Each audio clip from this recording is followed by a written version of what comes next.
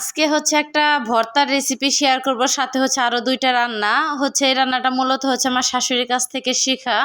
তো ফুল ভিডিওটা দেখলে আশা করি খুব ভালো লাগবে। আসসালামু আলাইকুম, সবাই কেমন আছেন? আশা করি ভালো আছেন। আমি আল্লাহর রহমতে অনেক ভালো আছি।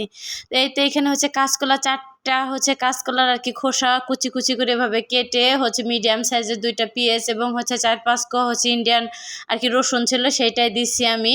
এবং স্বাদ মতন আর কি যে কাঁচামরিচ দিছি, যে যেমন আর কি ঝাল পছন্দ করে।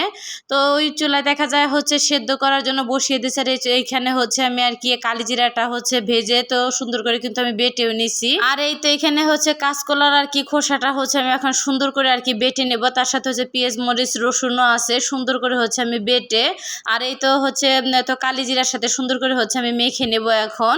আর দেখা যেতেছে এই কাঁচকলার খোসার ভিতরে কালিজিরাটা দিলে খেতে খুব ভালো লাগে। আমি একবার তো গ্রামের বাড়ি যাওয়ার পরে আমার শাশুড়ি আর কি এই বাটাটা খাওয়াইছিল। মূলত সেখান থেকে বাটাটা খাওয়া আর কি শিখাও দুইটাই।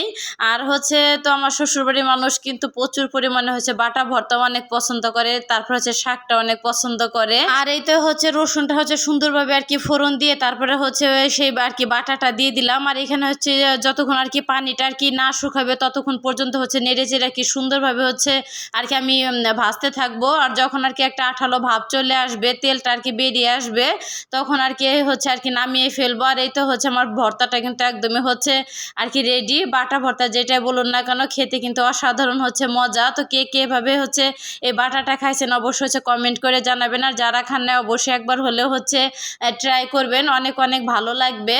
আর 4টা কাঁচকলা আমি চচ্চড়ি করব। তো যেহেতু খোসার এই ভর্তাটা আমার ছেলে অনেক পছন্দ করে।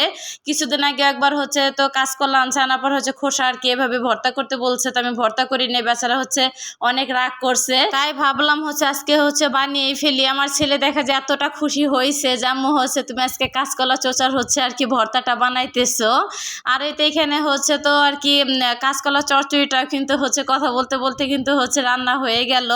আর এভাবে কাঁচকলা চচ্চড়ি করে খেতে কিন্তু ভীষণ মজা লাগে। যেহেতু তো বাটা বাড়ছি, তারপরে আর কি কাঁচকলা চচ্চড়ি করছি, সাথে তো একটু ডাউল থাকতেই হবে। আর ডাউল না হলে তো মনে হয় খাওয়া দাওয়া একদমই অসম্পূর্ণ থেকে যায় আমার বাসায়। তো দেখা যায় মাসের মনে হয় যে 28 দিন 25 দিন আমার বাসায় ডাউল থাকবেই। মাঝে মধ্যে দেখা যায় আর কি যখন ঝোল তরকারি রান্না করি তখনই ডাউলটা আর কি রান্না করা হয় না। আর ম্যাক্সিমামই দেখা যায় ডাউল থাকবে, কারণ আমার বাবুর দেখা যায় যখন আর কি ওকে ভাত খাওয়া একটু ডাউল হলে আর কি ওর খেতে আর কি সুবিধা হয়। আর তো এখানে কিন্তু ডাউলটা আমি ফোড়ন দিয়ে নিতেছি। আর যখন আর কি ভিডিও করতে গেছিলাম পুরা আর কি ধোয়াটা দিয়ে পুরা ফোনটায় অন্ধকার হয়ে গেছে। ভাবছি একবার ফোনটা আর কি ভিডিওটা বন্ধ করে আবার নতুন করে করি, তারপর দেখলাম না আস্তে আস্তে ক্লিয়ার হয়ে গেছে। তো সব মিলে কেমন লাগলো আজকের ভিডিওটা অবশ্যই সবাই কমেন্ট করে জানাবেন। আল্লাহ হাফেজ।